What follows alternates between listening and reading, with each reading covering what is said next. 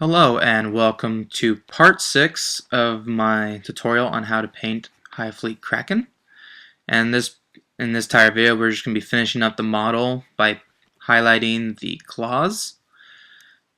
And this will be the final video on painting this model. I might post a follow-up video, just kind of brief discussion about the model, but I'm not sure I'll do that yet. So here I'm going with the Balor Brown highlight. And I'm just dipping straight out of the little canister thing, and I'm just gonna start highlighting. So I'm giving myself a pretty decent amount of brown, like of the Steel Legion Drab is still coming through, but it's very subtle now because I'm not leaving an incredible amount of the brown still in there. So if I can get a good look. Well, at the very end of this little section of me painting with the Balor Brown, you'll get to see some still photos and see just how much room I'm leaving myself. And I'm not too good with measurements, length measurements, so I'm thinking about maybe a millimeter to a couple millimeters for each one. And I'm using this, and the technique I'm using, anyone can do this, by the way. This is very easy to do.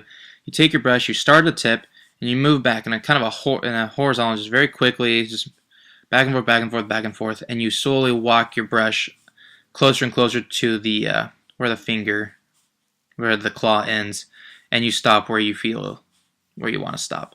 It's a very easy little technique that I like to use, and it's very nice. So there you go. You can see what it looks like, and this part's kind of rushed, but there you go. And I'm also painting kind of that cross pattern, just part 3. And so now I'm just doing the creamed skull, which is going to be the next highlight layer. And you'll get to see how much I used for this in terms of how much of the claw I used, or how much of the claw I painted with the creamed skull. And so hopefully you'll get to see this soon. Alright, and here we go. I'm going to be following the same, at an angle. It's not like it's not like a perfect flat. It's kind of an angle to it, like that. I just like the look of it. And then those are just flat. So I'm leaving about the same amount of room I did with the first highlight with the Balor Brown. I just burped. So yeah, I'm just going to leave myself about the same amount of room so I get that transition. And this part's pretty quick. Just starting to wrap up the model. This is probably actually one of the, well, I don't want to call this part time consuming, mostly because I'm not dealing with watering down the paints, because I'm just painting directly onto it. And it goes by pretty quick. No stress, no mess, or no mess, no stress. We'll get a picture here. There we go, about the same amount. And this doesn't have to be exact. It's just kind of an estimated amount, and that's a really bad picture. I'm sorry about that. And finally, the ending. Bum bum bum bum. White scar. And this is going to be around half.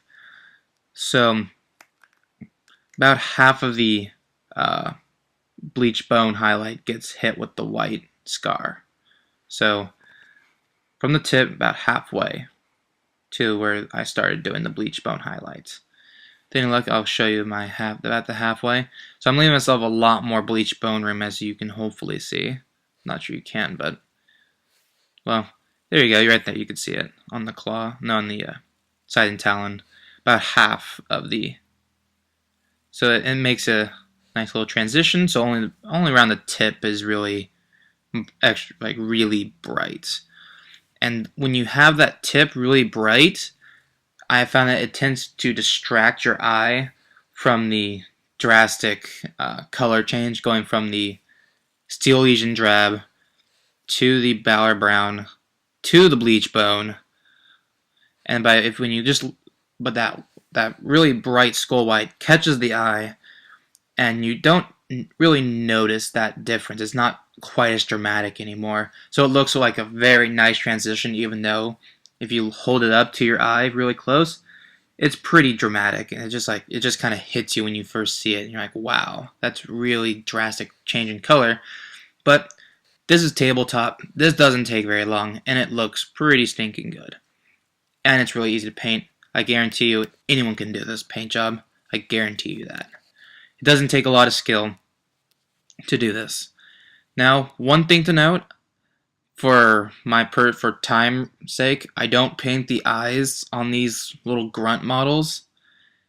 You can. I'd recommend going to red or yellow, preferably red on this scheme. I've used yellow in the past, but go with like a red or yellow, one of either, you choose. But I don't do it. It's time consuming. You can ruin the paint also.